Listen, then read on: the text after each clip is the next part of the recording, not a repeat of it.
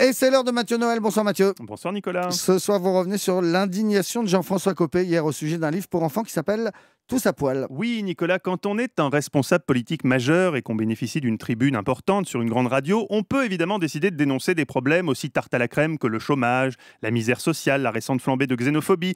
Mais on peut aussi prendre son courage à deux mains et s'attaquer à ce qui aujourd'hui constitue l'inquiétude numéro 1 des Français, les gens tout nus dans les livres pour enfants. Je suis très choqué. Mais oui, Jean-François est très choqué, et pour cause. Dans un livre au titre potache, Tous à poil, un dessinateur amoral met en scène des individus en train de se mettre tout nus. C'est inacceptable. Ah, en effet, peut-on rester silencieux face à un ouvrage qui, sous couvert de dédramatiser la nudité, pousse nos enfants dans les filets pervers du naturisme ? Oui. Non, Isabelle, non, on ne le peut pas. Au CVA-PPD, le comité de vigilance des adultes pudibonds dépourvus de second degré, on avait déjà été outré par la publication l'année dernière de Tchoupi à la plage, véritable brûlot libertin, dans lequel le petit personnage lubrique de Tchoupi déambulait le zizi à l'air avec pour seul vêtement une bouée girafe tenant à Lalou des propos ouvertement tendancieux. Lalou, regarde ce que j'ai. Pas mal.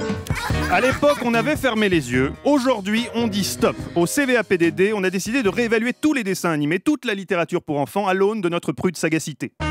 Faites entrer les accusés. Premier accusé, Dess Henry. Saltimbanque moustachu, semblant apprécier un peu trop la compagnie des enfants, et dont une des chansons dit, je cite, sur un ton faussement badin,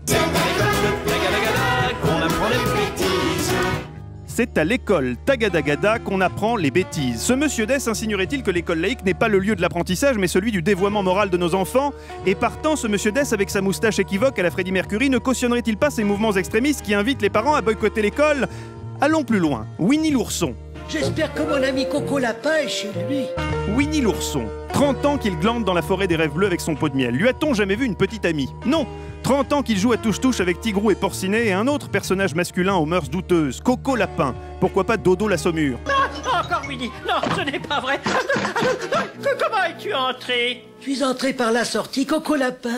La voix de Michel Serrault dans La Cage aux Folles, il est entré par la sortie. Comment après ça ne pas voir dans Winnie l'ourson un subtil outil de propagande du lobby gay et lesbien ? Ainsi va la France, Nicolas.